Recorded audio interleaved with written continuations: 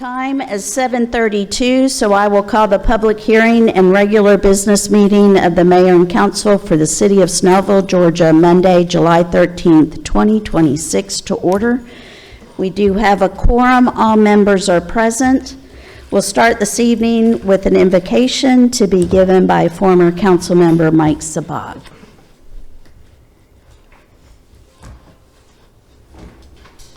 Good evening, Council. Good evening, everybody. Let us pray. Lord, we thank you for this city, for those who serve it. Grant wisdom to the Council as they deliberate tonight, patience to hear one another well, and integrity in every decision made. We ask that you would strengthen and encourage them to continue their faithful service to this great city of Snellville. Bless this community, its families, its leaders, its children, especially those that are homeless, and all who call Snellville home. May the work done here tonight serve the good of all our neighbors. We ask this in the name of Jesus Christ, our Lord. Amen. Amen. Thank you, Mike. And for those that are able, please stand for the pledge to the flag to be led by Board of Appeals member Betty Ann Kuhlman. I pledge allegiance to the flag of the United States of America and to the republic for which it stands, one nation, under God, indivisible, with liberty and justice for all.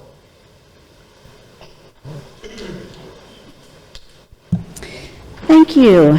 We have no items under ceremonial matters, so we'll move to the approval of the minutes. Is there a motion? Motion to approve the minutes from the June 22nd, 2026 meeting. There is a motion to approve. Is there a second? Second. With a motion and a second, all in favor, please raise your hand. That is 6 in favor with none opposed. We have no invited guests or department reports, so we'll move to the approval of the agenda. Is there a motion? Motion to approve the agenda. There's a motion to approve the agenda. Is there a second? Second. With a motion and a second, all in favor, please raise your hand. That is 6 in favor with none opposed. We have several items under our public hearing tonight, one second reading. We have item A, second reading, UDO 26-01, consideration and action on a text amendment to the text of the Unified Development Ordinance for the City of Snellville, Georgia, adopted 10/26/2020 and last amended March 10th, 2025. The proposed amendment is to Chapter 100, Article 1, Introductory Provisions, Article 2, Definitions, and Article 3, Administration, and to Chapter 200, Article 1, Rules for all zoning districts, Article 2, Residential districts, Article 6, Use provisions, and Article 7, Site development. The way we'll work the public hearing tonight is our planning director, Jason Thompson, will give an overview of the changes being considered. I will open the floor to public comment. Anyone speaking for or against these provisions can step forward and make their comments, and then we will close public comment and then move to a vote. Mr. Thompson. Thank you, Mayor. I'll try to keep this as brief as possible. It is a UDO text amendment, so done one, really a cleanup type amendment where we have found some holes in the UDO, or as the UDO, the needs of the city change, so does the UDO. It's our toolbox, our Unified Development Ordinance that guides zoning and land use and development. type regulations. So I'm just going to go through a general list, and I'll keep it brief on the description of the change and the sections that are being changed, and if there's any questions at the end specifically, or if you need to stop me, just let me know and we can answer questions at any time. In section 100, which is our chapter 100, general provisions, we've added some definitions, relabeled some areas that were missing labels, defined some land disturbance permits exemptions, and of note, we've removed the planning commissioner's chair's signature for final plat approval. That was something that's been done in the past, where the planning commission was more of an actual, like, made planning decisions, and now they listen to the cases and provide recommendations, but don't really take part in the individual day-to-day task of planning. That's what the planning department does. So as before, it was basically just a rubber stamp, and the need for efficiency will just allow the planning department director to sign off on that along with everybody else that does it. The county has probably 25 signatures on that thing by the time it's done. And then zoning and land use, chapter 200 of the Unified Development Ordinance, we've added some interpretation clarifications on split zonings. We've redefined one principal building on a lot. That was a definition that wasn't in there previously. We've expanded the listing and locations of residential district accessory uses and structures, more specifically fire pits. We defined attached garage, covered pavilion, pool house, and trellis and/or arbor.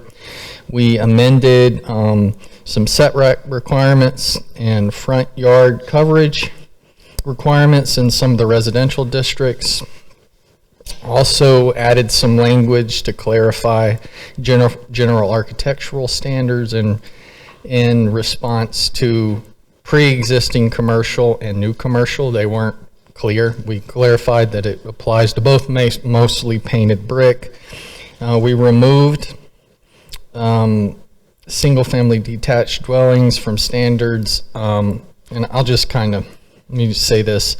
In the previous code, we had an RM zoning district, and that was residential multifamily, and within that district, there were several different use subsets, and this was written back in '83. And that was at a time where the city didn't have individual zoning classifications for townhomes, multifamily, duplexes, quadruplexes, all the different types. We basically have their own sections, so we removed what was basically just a hodgepodge of uses for RM, and now RM is strictly for multifamily dwellings and apartment buildings, basically. So we pulled the other uses where you could mix them all up, and each one has its own district now, which is the organized and really right thing to do now. We did, speaking of some changes, we did clean up the townhome district before, where there was some ins and outs on whether we wanted to provide mostly rear access. The code just kind of got amended to where it didn't really work again. So we've added that basically all townhomes will be rear entry, and if you want to vary from that, you would need to do that in front of the Board of Appeals or the mayor and council. We did increase the site setback a little bit, and we added, more importantly, what we've observed during these zonings for townhomes has been when they're adjacent to a less intense residential district, single family, most likely people, and we usually always add a buffer to kind of, even though they are residential uses, it's true that townhome can feel a little more intense than single family detached, especially an older lot with 30,000 square feet, or what we call R30. So we added in a specific 15-foot buffer just to start, and then the setback, so you usually end up being 60 feet away with your first townhome to add a little bit more restrictions that benefit the existing residents. Let's see what else we got. Already talked about duplex townhomes. We did make a few changes to the allowable use table. We mostly added definitions. We added some road classifications to the requirements for boat RVs and utility enclosed trailer sales. One of the biggest uses we made, changes we made to the use table was to allow for a behavioral health facility, which is basically the state's definition on how they deal with a multitude of needs for citizens. It can not specifically drug rehab. It can be any kind of service that falls into behavioral health. The state has redefined it. A lot of it is more outpatient type services, and before, because of the negative connotation, kind of how those facilities were defined then, it was prohibited in the code. So recognizing a need for all the different kinds of services, instead of allowing it as an outright use, which means they can just find the appropriate zoning and fall into it, because again, these uses sometimes can present adverse impacts, sometimes adjacent to residential uses. They would need to apply for an SUP in front of the mayor and council, and that's a special use permit where you would see each individual business, the type of business, where it's going to be located, and then you can address the challenges that there may be, adjacent to each property. So it's not a, just give it to you kind of thing. They have to ask. You guys would review it, and then it would move forward. I would say that's one of the larger changes there. We also added in gyms to the town center. Before they were prohibited. We added them. Any gym under 4,500 square feet would be allowed. Commercial uses. We did add a few clarifying standards for the parking of RVs. We cleared up a little bit of parking in the town center as far as how many rows you can have in front of your building. Another change that we did make was to the accessory structures, roofed accessory structures in a residential dwelling. We tried to bring a lot of these codes specifically more in line, and not necessarily exact, but with kind of how the county's been addressing some of these things, because there's they deal with it so much more often, and a lot of their best practices are good. So one of those things we did was reduce further what you have to permit as far as accessory structures, meaning a shed. If you were to buy one from Home Depot and it was less than 120 square feet, it's basically a 12 by 10, a pretty small structure for your backyard.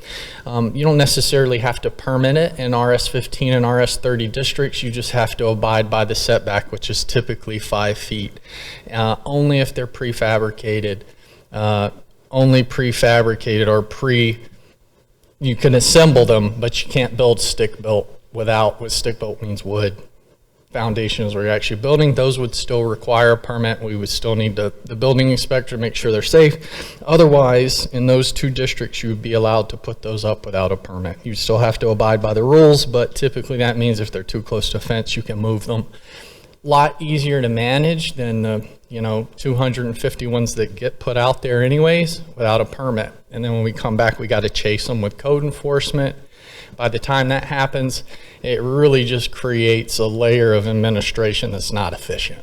It's not a good use of time when they're already out there. So this gives us the ability to govern them, but not so heavy-handed on the front end.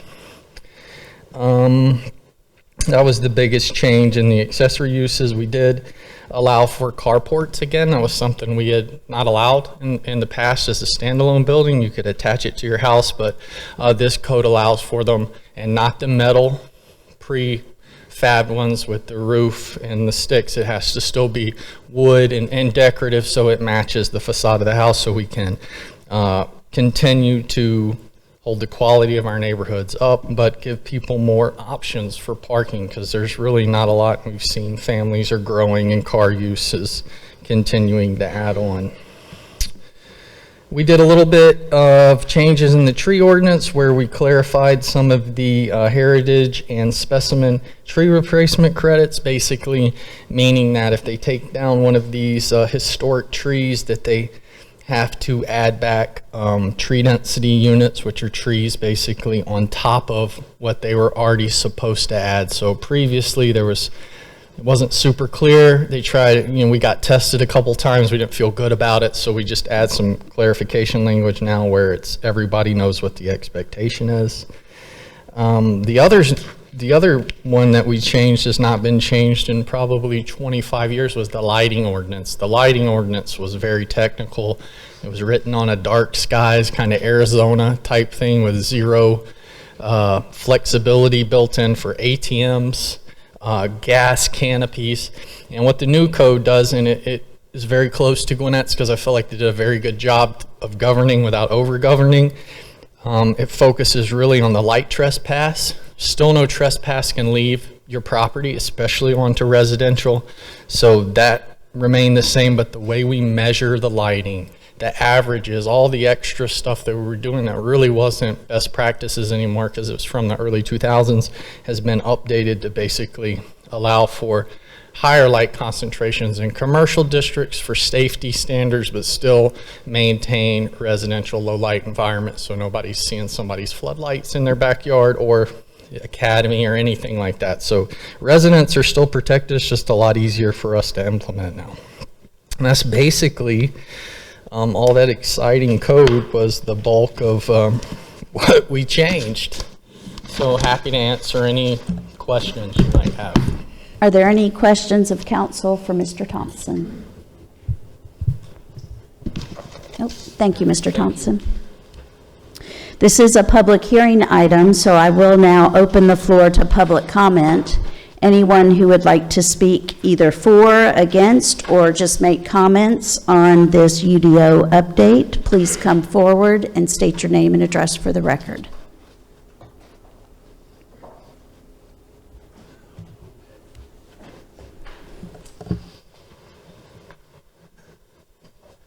My name is Todd Warner. I live at 3144 Turf Terrace, and just had one thing to point out or a question for the Director of Planning and Development. On the page 19 of the agenda packet, which is UDO page number 8, under E, fences and walls, number 1, it says fences, walls, and retaining walls are allowed in all yards except as provided for in, and then it goes on to number 2. I think we dropped something there which may be important.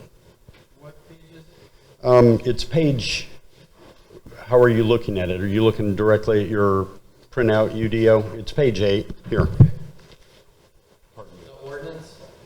Show me.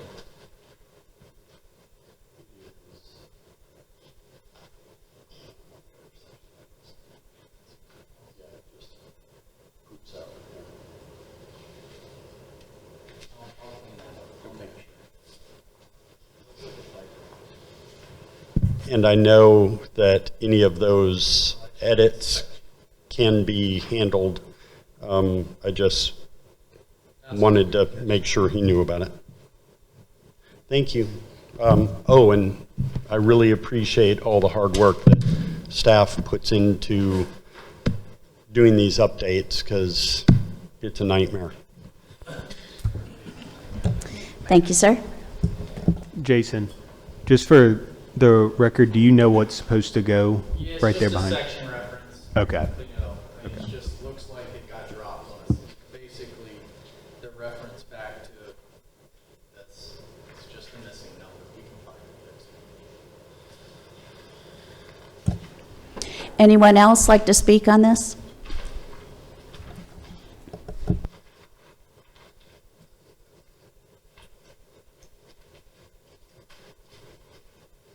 Judy Peavy, 2203 Norton Road, Snellville. I've just got a question for Jason. On the apartments or townhouses or condominiums, is there an ordinance or anything about runoff into a homeowner's yard?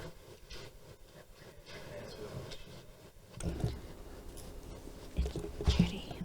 Can I get your name again, Judy? Oh, Judy Peavy, Peavy. P-E-A-V-Y.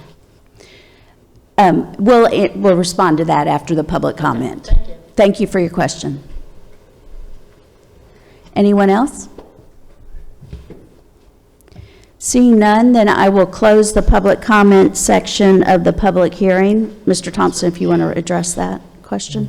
Just to be clear, there's no specific code that's any different for any type of development is regarding stormwater. Stormwater is addressed commercially based on the use provision. There's a bunch of different stuff. But long story short, it's in place for every commercial development. Nothing specifically that deals with apartments, because it's illegal for any new development to basically push any water out that wasn't already pushing. And most of the time on an undeveloped property or even a redevelopment property, the constraints that they have to redevelop under are usually higher, and the water actually is controlled more because it's collected, detained, and then released on a schedule basically that the engineers figure out, the hydro curve or whatever they call it. Clear enough? Is that good? Thank you. All right. Okay, so we've had the public hearing. I will entertain a motion.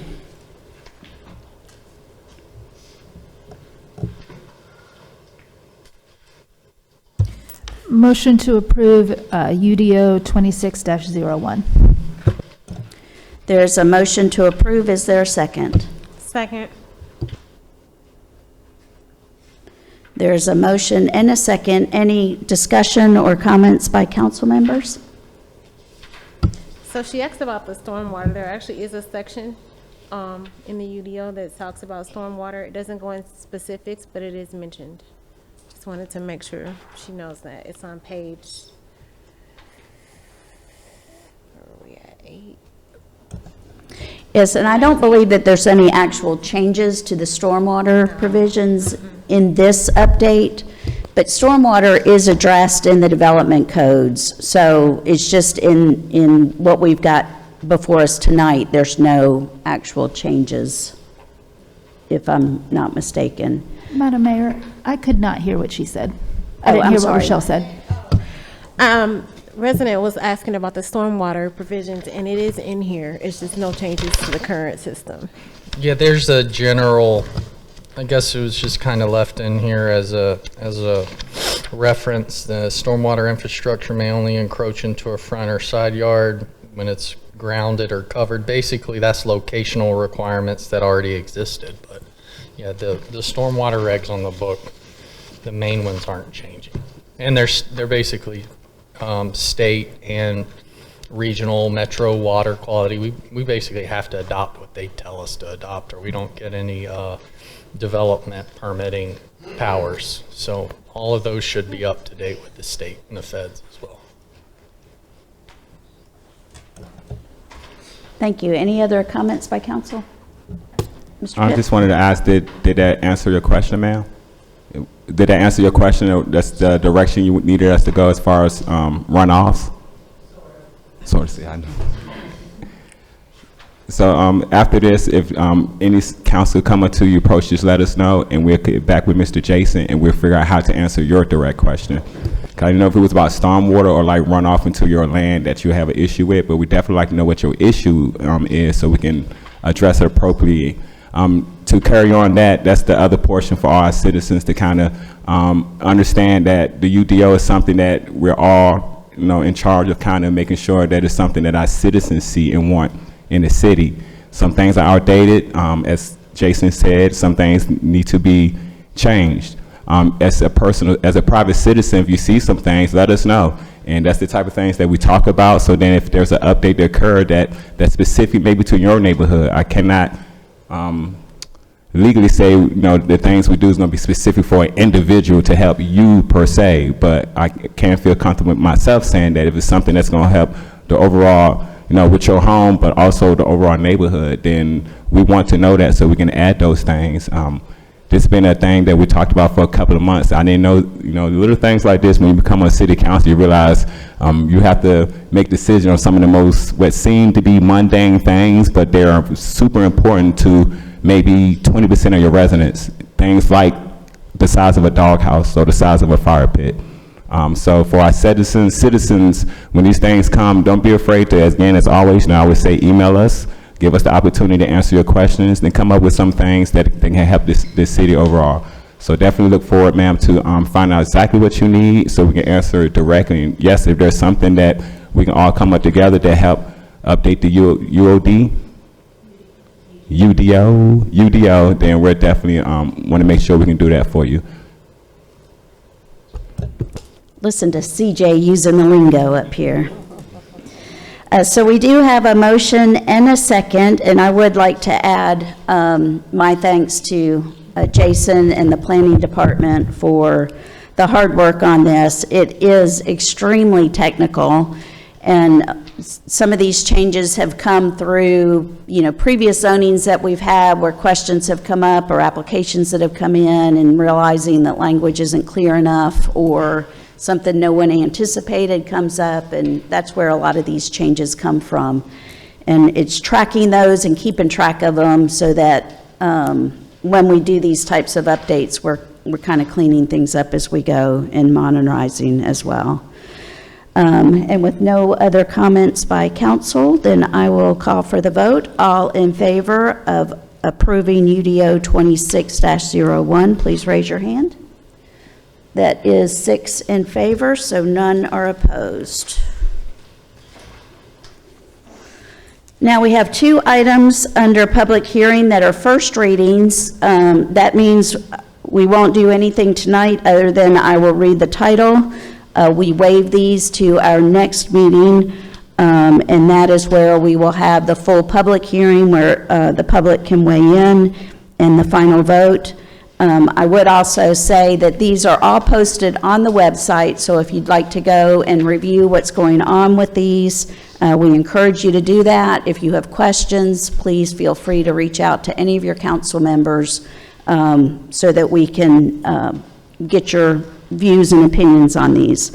So we have item B, first reading, SUP 26-01, consideration and action on application by Shane Swayze, principal, Parkview Christian School, who is the applicant, and John Weldon, pastor, Westside Baptist Church, the property owner, requesting a special use permit to operate a private K-8 Christian school within the existing church facility on the 4.402 acre site, and variance from section 206-41J, the use standards of Article 6, Chapter 200 of the Snellville Unified Development Ordinance for the property zoned RS30 Single Family Residential District at 2925 Main Street West, Snellville, Georgia.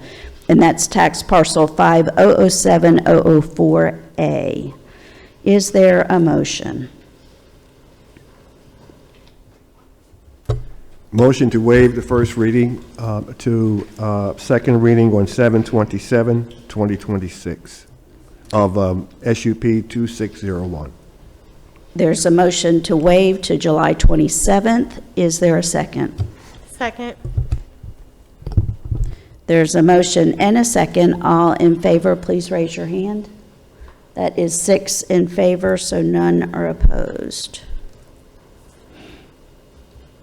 And then next we have item C, first reading, CIC, which is change in conditions 2601, consideration and action on application by SPG Planners and Engineers, the applicant, and Shifka Real Estate Investments LLC, the property owner, requesting a change in conditions from the July 22nd, 2024 approved rezoning and special use permit RZ 24-03, SUP 24-01 for a 171-unit multifamily town center flat development to increase the number of units for a total of 239 units on a 2.677 acre site, zone TCR, which is Town Center Residential District, for a proposed 5-story town center flat residential building with 239 unit mix of 1, 2, and 3-bedroom units located in the Town Center Overlay District at 2380 Wisteria Drive, Snellville, Georgia. That's tax parcel 5038133. Again, this is a first reading. We'll be waiving any discussion until our next meeting. We were advised this evening that the applicant, after the Planning Commission, is planning to make some changes to this application. As soon as the city receives those changes in response to comments made at the Planning Commission. They will be posted on our website, so anyone interested in this development process, we encourage you to go check the website in the next couple of days to look for those amendments. Is there a motion? Madam Mayor, given the information that we are going to receive newer site plans, I would ask that we go ahead and table this first reading rather than having citizens come in 2 weeks. That could potentially be tabled then. That may cause a problem with the advertisements. Do you want to speak to that? Yeah, so the advertisements are usually have a specific date of the public hearing. So the thing to do is to waive the first read. If you all want to table the second reading in the public hearing to give the public more time, that is in your discretion to do so. In that case, I motion that we waive the first reading of CIC 26-01 and place it on the July 27 agenda. So I have a motion to waive the first reading. Is there a second? Second. So there is a motion and a second to waive. So what we were discussing is if we table this first reading, then it throws the calendar off and things have to be re-advertised, which interrupts the process and the flow. If we feel like, if the council feels like at July 27th that there has not been enough time for the community to review or for us to review, then we can postpone or table the actual vote and the public hearing at the July 27th meeting. So we do have a motion to waive to the July 27th meeting and a second. All in favor, please raise your hand. That is 6 in favor, so none are opposed.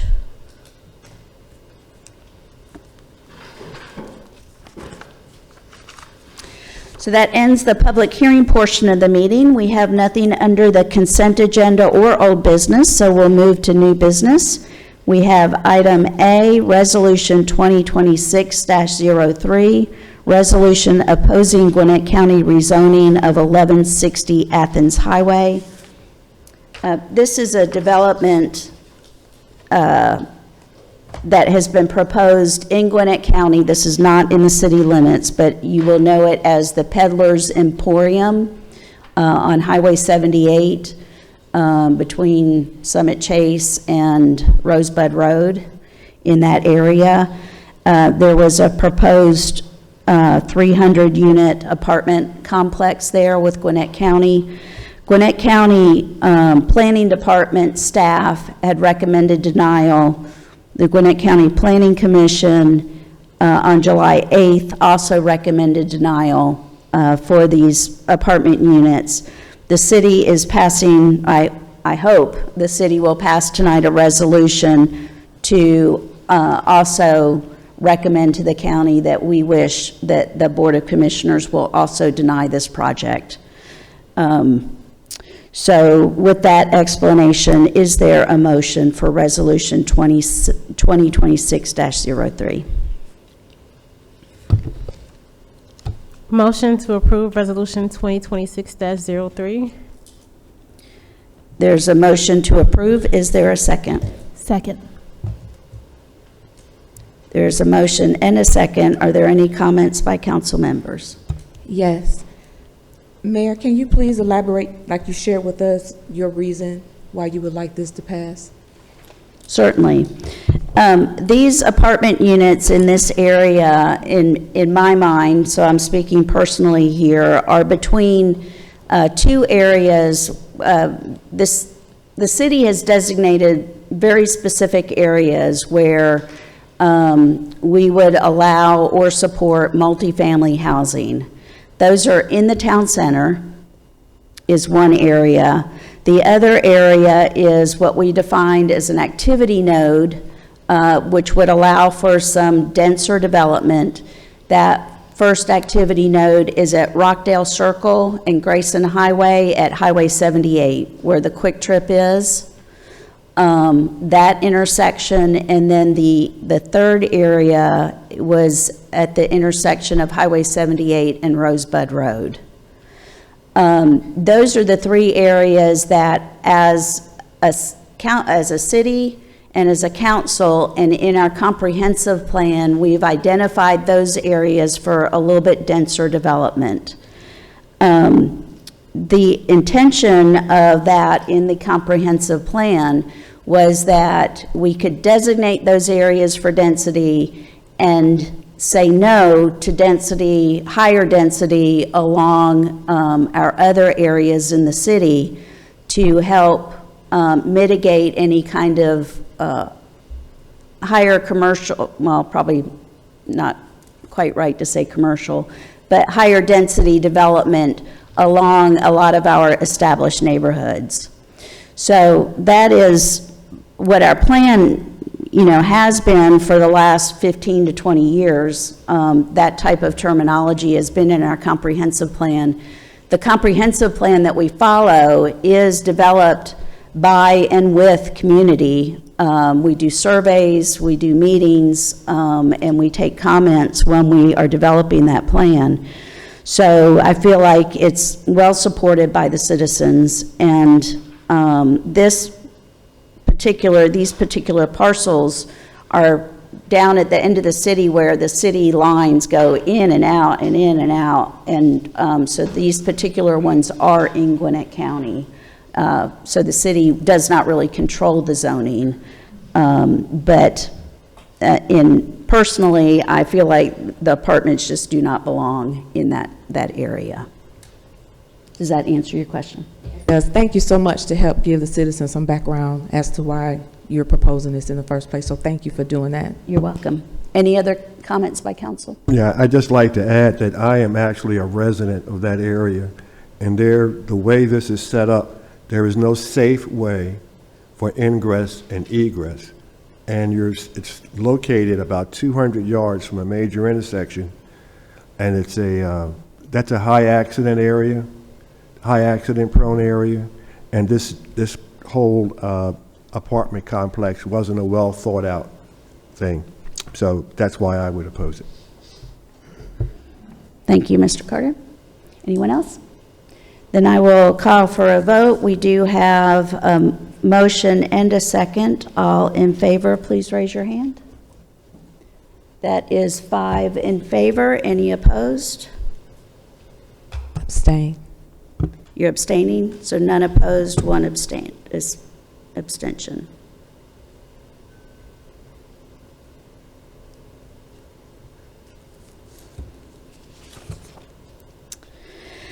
Now we'll move to item B, consideration and action on surplus of Public Works jetter vacuum truck. We have a 2013 Navistar model, y'all want the details on this? 4300 Vector 2100 series jet vac truck that our Public Works Department has used over the years, and they are wishing to surplus this. It would go, should the council choose to surplus the vehicle, it will go on Gov Deals to be sold. Is there a motion?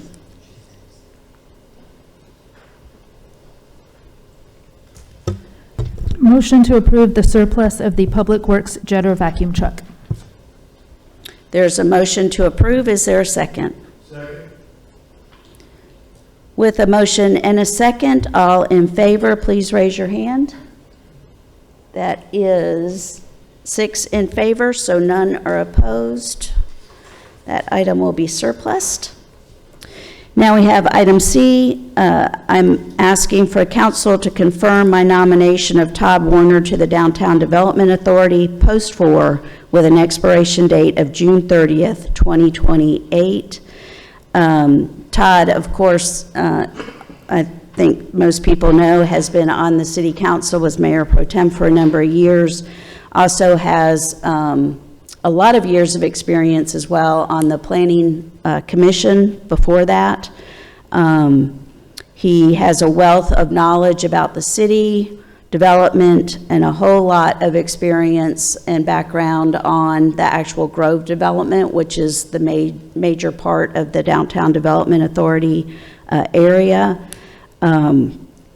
He also has a lot of the Downtown Development Authority training that's required already under his belt. So he makes an excellent candidate to go on our DDA, and I ask for mayor's confirmation, or the council's confirmation of that appointment. So all in favor, please raise your hand. That is 5 in favor. Any opposed? 1 opposed. Mr. Warner, welcome to the DDA. With that, that closes our business portion of the meeting. So we'll move to council reports, and we'll begin with Councilmember Kath Hardrick. Good evening, buenas tardes. Thank you everyone for coming in tonight. First, regarding the reason that I voted no for Mr. Todd Warner, it has nothing to do with his qualifications and his experience, but it has everything to do with fairness, in my opinion. In my opinion, the position was not made public, that it was vacant, which did not give other citizens the opportunity to apply for that same said position.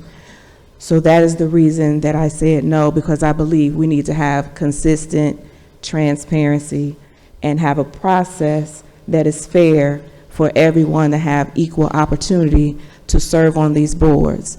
So with that, I do make a plea that citizens please go out to the website and fill out your application. I too filled out an application some years ago, and there were still vacant positions, and my application did not get selected while there were still vacant positions. And this application was selected when there weren't any vacant positions. So in my opinion, we just need to be fair and consistent, in my opinion. So again, it has nothing to do with Mr. Todd Warner. He has the qualifications, he loves this city, and he deserves to be in this position. He's filled out the application, and I appreciate that. I just want to make sure that our process is transparent and consistent. With that, I would like to say happy birthday to everyone who's celebrating a birthday in July. And I also would like to invite each and every one of you to our very first safety series with our very own Snellville Police Department on July 22nd, right here in the City Community Room at 6:30. We are going to address our young people behind the wheel, whether it's 4 wheels, 2 wheels, or 1. They're on skateboards, e-bikes, and their mopeds. They're driving in and out of our gas stations, and they're not safe. So we want to hold a safety presentation to make sure that we're proactive instead of reactive, because I'm sure each and every one of us do not want to experience hitting one of our young people. So with that, before I turn it over, that's it. Everyone, please sign up to volunteer. Please watch this post recording on Snellville YouTube channel and go to your local broadcasting so you can watch it as well. If you're not able to be in the room, you are still able to stream it if you have access. Thank you so very much, and I yield, Mayor.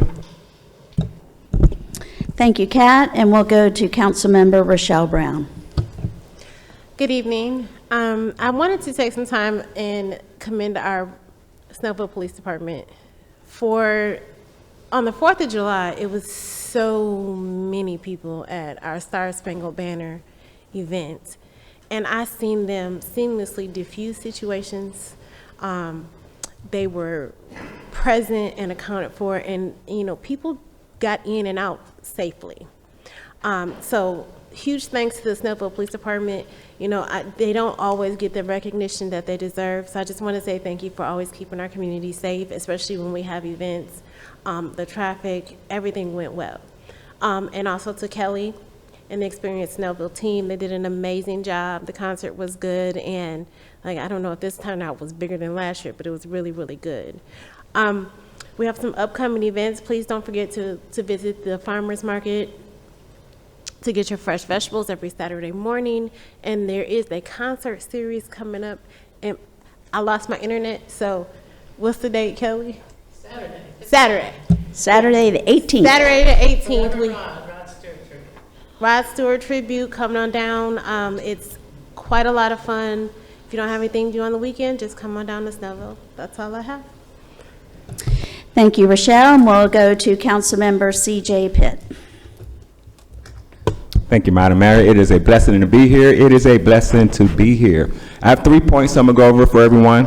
All 3 are not my points, but it's stuff that we talked about in the public meeting, and I'd definitely like to bring it out here more to the public so we can keep an eye on it. Councilman Rochelle Brown brought up a great point about what she's seen as far as youth and homelessness and the things that we need to do to start preparing our city and the surrounding cities. We don't have a lot of services here. So some of the things in the future we need to lean in the foxhole and kind of prepare ourselves for, because if the data shows there's an uptick in youth homelessness, is not showing it going down, then we don't have to always be reactive to a lot of these situations. We can begin to be proactive.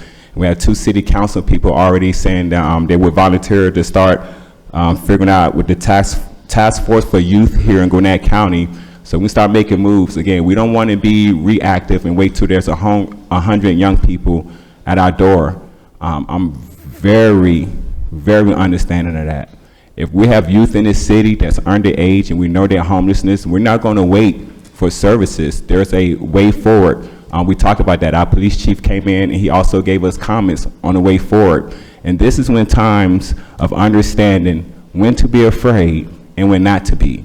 If you're a homeless youth and you're underage, we don't need you to be afraid of our police force, because they are the one who's going to get that initial contact to get you to where you need to be. If you're underage, we're not your guardian, we're not your parent. There's but limited things that we can do besides call police to get them, to let them know and understand that there's an underage youth who need assistance. If you see that going on, email us. I know I say that a lot, but we have to communicate. Communication is important. Don't communicate when you're mad, communicate when you're logical, so we can give you a logical response. So if we have homeless youth, as we already pointed out, one of our councilwomen already said, we need to act now. If you're on the streets and you see this, let's call our police. If they leave, then I'm going to call if I see them on Hickory Smoke. If they leave, then I'm going to call them if I see them on Scenic Highway. This but so far they can run. They need this assistance, and we have to be willing to give it to them, even though they do not want it and or they are scared. Second part, Mr. Mike brought in a young lady that he's here with today, and he brought her in with the understanding that she's ready to volunteer. She's 16. I spoke to Ms. Kumer earlier, like no offense to anyone, but I'm going to keep saying a lot of these festivals, the average age is about 70. And we have our senior citizens outside to midnight, picking up trash, breaking down tents. Ma'am, we need you, and we hope to see you. And when you get to school and the school starts in the next couple of weeks, tell all your friends. If you need to start a club that says Snellville Volunteer, we're here to help. That's a long title. I'm going to back you up, ma'am. Okay?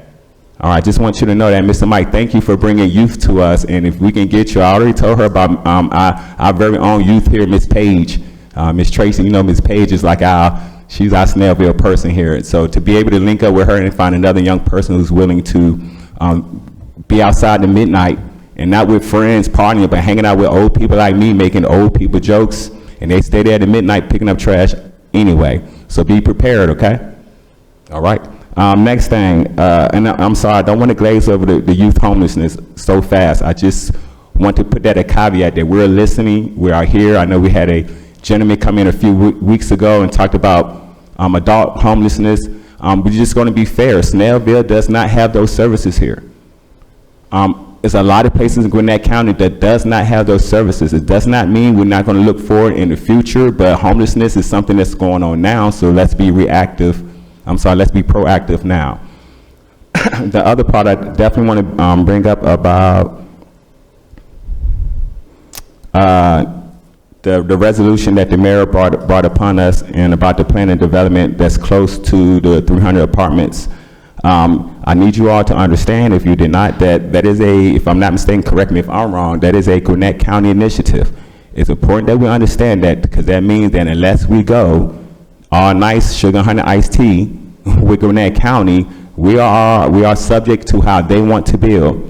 This is what the resolution is for. We're trying to get us a win. We're building. it's out of our hands though. We got to be fair, but we're going to do everything we can to try to reduce that here, because if it does not fit in the comprehensive plan and it knows that was already documented that the citizens had time to do, whether it was 5, 10, or 15 years ago, then that is a fight that we might can win. Again, Councilman CJ don't make promises, but we all signed up to understand that this is something that we do see, and if we can reduce that here in the city, we can, and that's what we're here to fight for. Every building is not a fight, but this is one that is for us, and I hope y'all appreciate that for us. Everything is not going to be a fight, but this is one that we all have come together and said that we can at least try to stop this portion, because it does not fit the legacy and or what we see the future of the city in that corner. Maybe it fit in Lawrenceville, but it's not going to fit here. And the last thing, school is about to start in 3 weeks. Go parents.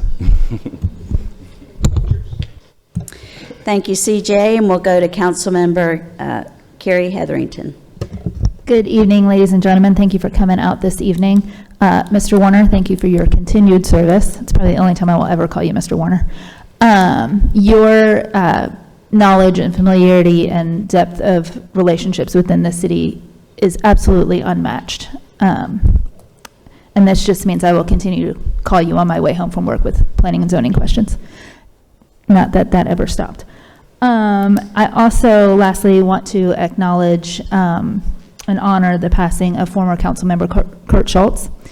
I believe, Barbara, correct me if I'm wrong, it was 2013 that he and Gretchen were Volunteer of the Year?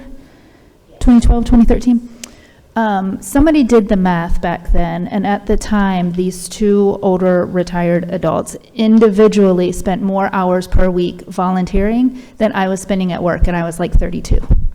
And that did not waver until just the last couple of years. They both retired and continued to work for this city. So we are eternally grateful. Kurt was a big part of making this the city that I loved, that got me to be sitting up here.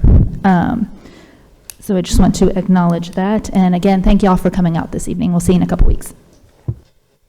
Thank you, Carrie, and we'll go to Mayor Pro Tem Carter. Good evening, everybody, and thank you all for coming. I hope I don't sound like a Baptist preacher here for the next few minutes. From February 25th to June 30th, I attended the annual convention and municipal marketplace in Savannah, Georgia for elected officials. Don't believe the naysayers who say this is a vacation for elected officials. It is not. This year, my training sessions were for ethics, 6 hours, and I might like to add that one of the attendees at that ethics session said that she wished that every person who seeks elective office can take that ethics class before they decide to run. I took the public policy development and implementation, that was 3 hours. Small cities rapid fire session, that was 2 hours. And water and water waste management, that was another 3 hours for elected officials. In every class, the instructors encouraged contributions from elected officials and municipal staff in order to determine what really works rather than totally relying on published information. What was also important to me was engaging in informal conversations with mayors, council members, and municipal staff. And I'm also in communication with a lot of these people today because they have a lot of expertise that I can certainly use, especially in my position. Snellville, nearly every city is dealing with the same problems that we're having. Homelessness, housing, traffic, taxes, they're just universal throughout this state and throughout this country. But it's through conferences such as this that these issues can move forward, either for resolution or have a lesser degree of negative impact on our communities. Now, it was brought to my attention that the seniors in our community are feeling left out. I was told that there is a lack of recreation recreational, and entertainment activities for this precious group of which I am a part. Firstly, we have a very active adult center. Phone number 770-985-3580. It's located right behind City Hall. Presently, there are 822 active members. This number grows daily. There are scores of activities held at this center: exercise and aerobics classes, knitting classes, bridge clubs, bowling club, piano lessons, and scores of other classes. In addition, there are day trips and overnight trips. There are trips to great entertainment events. By the way, July 23rd will be the beginning of reservations for the play Hamilton. So if you're interested in seeing Hamilton, please call the center. But first, you have to be a member. These events fill up quickly. Now, Gwinnett County also has a wealth of activities for young and the young at heart. I have Gwinnett County magazines with me tonight for the June through August. They were running out, but because I get magazines from there periodically, they were able to give me a few that I have for any of you that may want some. I normally pick them up and deliver them to seniors, schools, and to others. So if you would like these magazines, please email me at ncarter@snellville.gov, and I will make arrangements to get these magazines to you. I just don't want the seniors to feel like they're left out, because that is not the case. You just don't have the information. I want to commend the Snellville Police Department for their vigilance, proactiveness, and reactiveness at our July 4th celebration. I personally saw them handle a situation in our parking lot behind the dumpsters before it got out of hand. I have been told that there were other incidents handled efficiently and professionally. We had a lot of unaccompanied juveniles at this event. There is nothing about parenting that includes being a friend. Shirking your responsibility as a parent negatively impacts our community. There shouldn't have been that many young people running around by themselves. Kelly McAloon, our Director of Tourism and Trade.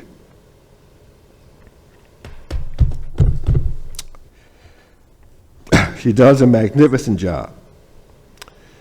There is so much behind the scenes.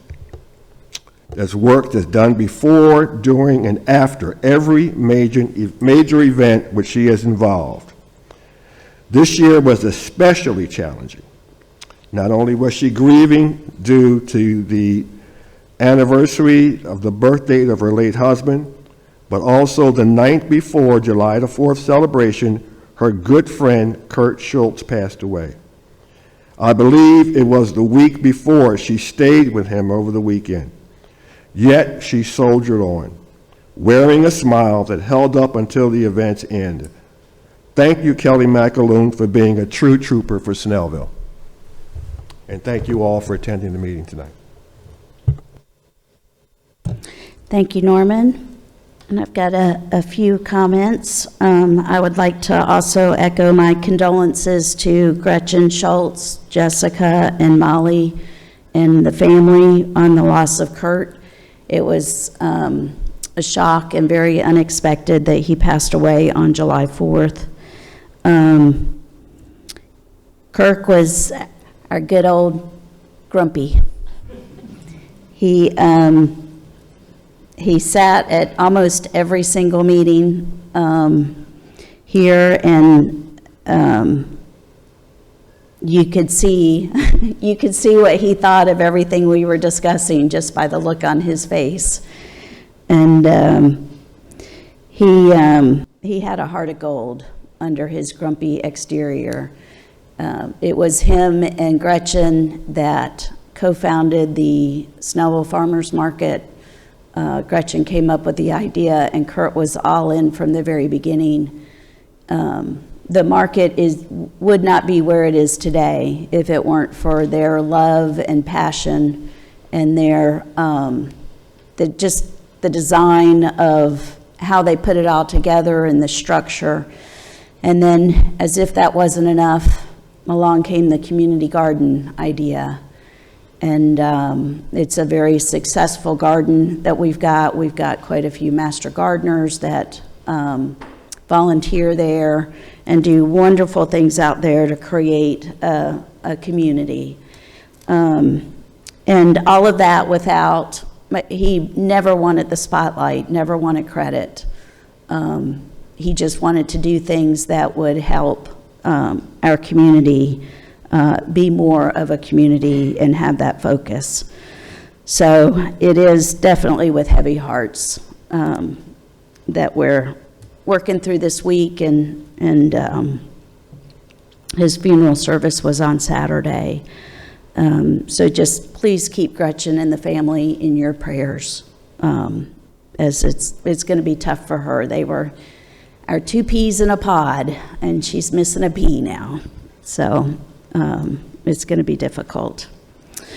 I attended a dinner fundraiser for Mending the Gap. That's a organization that's been going, I can't remember now how long, about 15 years, I believe, run by Faye Josephs. They just located here in the city off of Lenore Church Road about a year and a half ago. And they provide resources, donations of personal hygiene products, food products to seniors. She has a huge list of volunteers that volunteer to take bags of things out for seniors who don't have family in the area, aren't able to get around, don't have enough money to make ends meet, and just need that little extra support. And also provide a friendly face and some visiting time. So it's a wonderful organization. It's Mending the Gap if you're so inclined to help support them, either by volunteering, donating personal products, or food.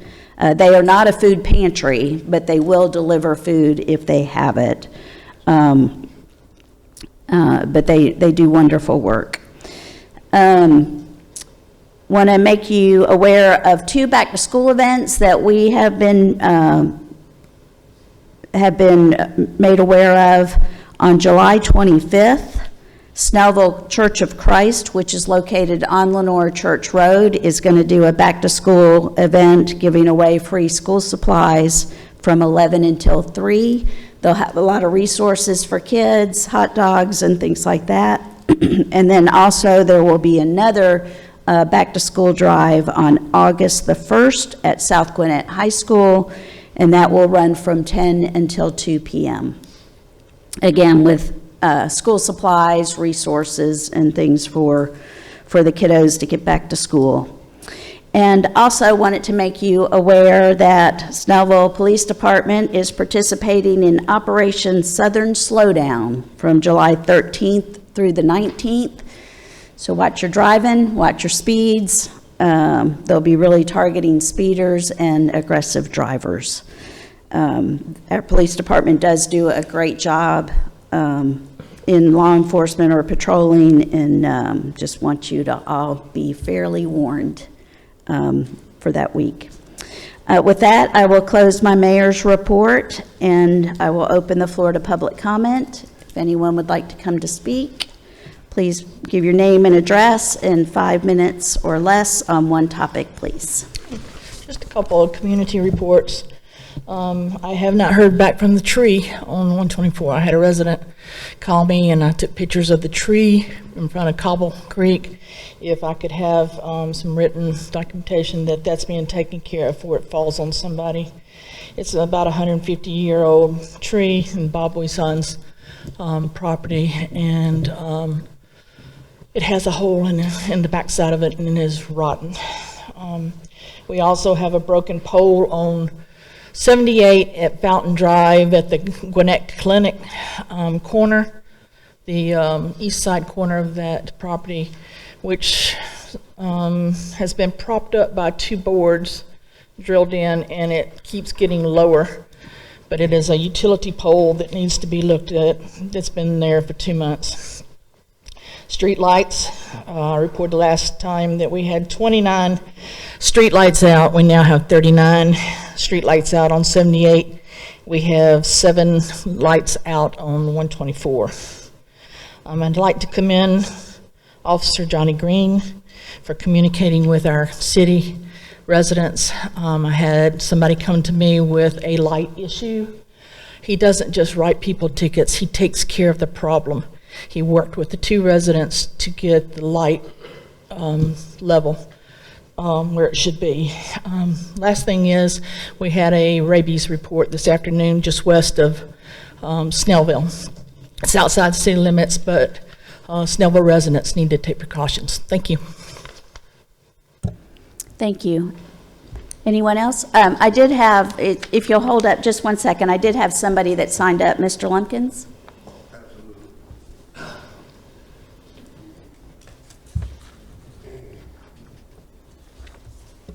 Good evening, council, mayor. Thank you for the time. My name is Rodney Lumpkins. My address is 2225 Wisteria Drive, Snellville 30078. I'm here tonight because I will always be that guy that stands up for the city. I will always be the guy to work with the city to protect this investment. You guys spent a lot, millions of dollars on the Grove at Town Center. I'm here tonight because I'm a father, I'm a husband, and safety's paramount in my house. I'm here tonight because I'm tired of my daughter and my wife having to walk past abandoned vehicles to get into our home. I'm here tonight because I'm a business owner, and I can't have clients come to see me walking past abandoned vehicles on the way. I'm here tonight because I've been a resident in this area for 18 months. And there has not been 1 month that I'm aware of that there hasn't been at least 1 or 2 abandoned vehicles on the first floor in that parking garage behind us, the Grove. I'm here tonight because if you leave here and just drive through there, you'll see at the corner of Wisteria and North, there's at least 2 abandoned vehicles that have been marked abandoned since June 15th. Almost 30 days now. I'm pretty sure there's a Georgia law that mandates these vehicles not only be tagged, but removed within 24 hours. We're almost 30 days later. So I'm here tonight to ask the city and the council and code enforcement to establish a routine program to more closely not only monitor and tag these vehicles, but remove the vehicles and do something about it, because it's an eyesore. My family, we pay a lot of money to stay over here, and it's supposed to be a luxury environment, and it's not if I have to walk past abandoned vehicles every day to get in and get out. Thank you. Mr. Lumpkins, I would like to, this is good news. At our last council meeting, we passed an ordinance for those abandoned vehicles that now give us the teeth that we needed to be able to remove those. So if you've got any specifically identified, if you will speak to Officer Green here, then we will help you in that matter.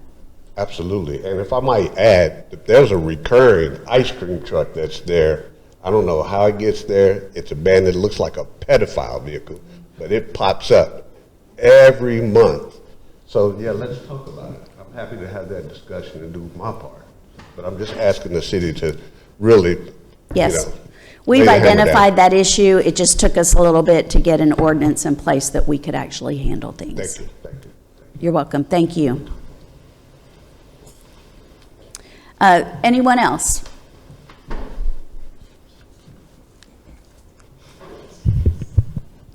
Betty Ann Cuman, 2155 Woodbury Run Drive.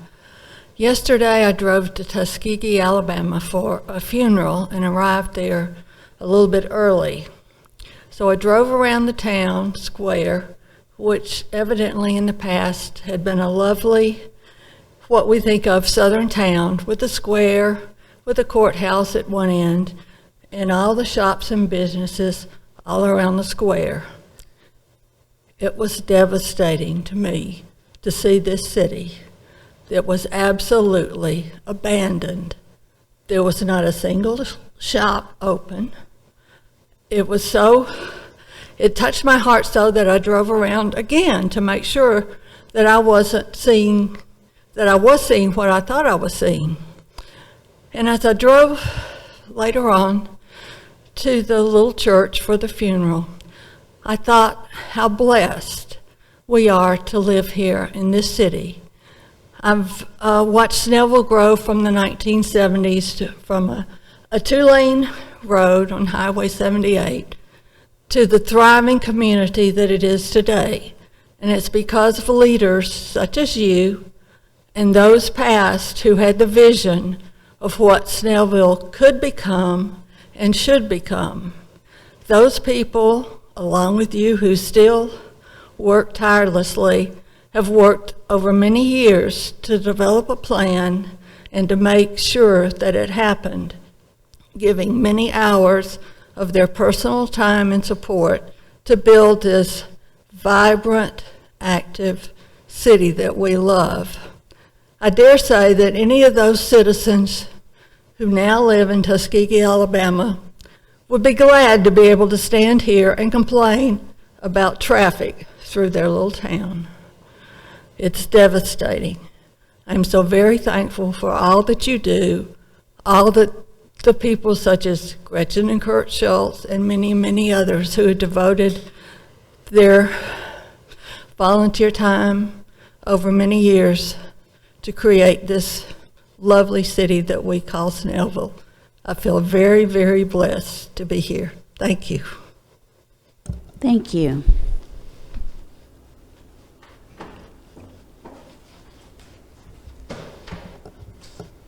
Hello, Todd Warner, 3144 Turf Terrace. In honor of my good friend Kurt Schultz, I'll try to keep this very short. I want to thank you all for passing the resolution tonight in opposition of the zoning for the apartments in Gwinnett County. I came before you at your specially called meeting on May 27th and alerted you to the fact that adjacent to our homeowners, there was a proposal for a 312-unit apartment complex. The property in the long-range future land use plan for Gwinnett County actually has that property for low-density residential. That's what the citizens were presented in their long-range plan, their comp plan, and a developer wanted to change that to high density. The design, if anyone cared to look at it, showed the parking within 20 feet of the adjacent property owners. The people on Masters Lane and the people on Cooper Springs, if that development goes forward, are going to have the headlights from the people in those apartments shining in their windows because of elevation differences and such. There is no protection in the design as it's put in place or in Gwinnett County's code as far as buffers go, because as Mr. Thompson pointed out earlier this evening, typically residential against residential, even though one may be multifamily and one may be large lot houses, don't require a buffer between them. So thank you for what you've done. I will be at the commission meeting on the 28th speaking out against this zoning. I feel quite sure that with your help we'll be able to have it defeated. Also, thank you very much for ratifying my being put on the DDA. I do have a little bit of experience. I've been through 4 bond floats with the city, or the city in my time, and that's one of the things that the DDA does, is it is the city's arm for financing and purchasing things when you can't do it the city isn't allowed to do that. I will do everything in my power to make you proud of my service, and I thank you for that. Y'all have a good night, and Kurt, I kept it under 3 minutes. Thank you. Anyone else? Mr. Spot. Good evening again. City manager, the AC works great in this room here, and I came unprepared. I tell you honestly, I was going to run out there and borrow someone's coat. Beautiful. Good evening. First of all, I want to thank Catherine, Councilwoman, for being on top of me there with the Flag Day thing, because that was a pretty big thing for me. As you know, every year we celebrate the United States flag birthday. 250 years. Although that the flag is a little shy of 250 years. Thank you, Mayor Pro Tem, for delivering an outstanding proclamation during Flag Day. I have learned a lot from Flag Day this year, in particular this year. CJ, you were there, and I think you told me you learned something. These kids were the keynote speakers this year. So thank you for taking part, Councilwoman Hardrick, Councilman CJ, and the Mayor Pro Tem, because without the city's involvement, these events really go unnoticed most of the time. And that was one of the important elements. So I appreciate your involvement. Now, I'm a little embarrassed to say that I really did not read the first reading on CIC 26 for the apartments over in Ryan's. Mayor, you and I ate at that place time and time again, you know, and I loved it. My kids grew up in there, and it was really cool. It's a buffet. It was awesome. Now we're going to put in 239 units in there. Now, I sat in this meeting today, and I heard about the homeless and the access. That's not the first time, by the way, I hear that. I've been in the city for 38 years. It's been a while. And honestly, I haven't heard a whole lot of discussions about homeless people in our city, or parked cars at an angle inside of a parking garage, people using the facility for bathrooms, I assume. That's not really what I want to be in a city that does that. This is a pretty good city, and I love it. Thank you guys for being leaders of the city. Appreciate it. Could I ask, maybe you guys can call me later on, but can I ask for a possible way? I know, Mary, you were talking about the calendar really is already set. And I noticed that the planning folks voted 2-3 or 3-2, I assume, for this. I think there's something going on with this 239 units in a small parking lot that's going to be built under, I assume, the building. It's just something to give us a little bit more time to think about. I think it's going to add a situation here.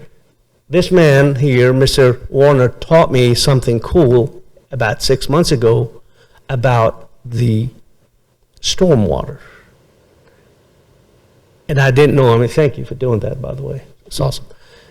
This is something that needs to be considered. I assume this is part of the situation. The traffic on Wisteria, this is a street. It's not really an avenue. It's not a boulevard.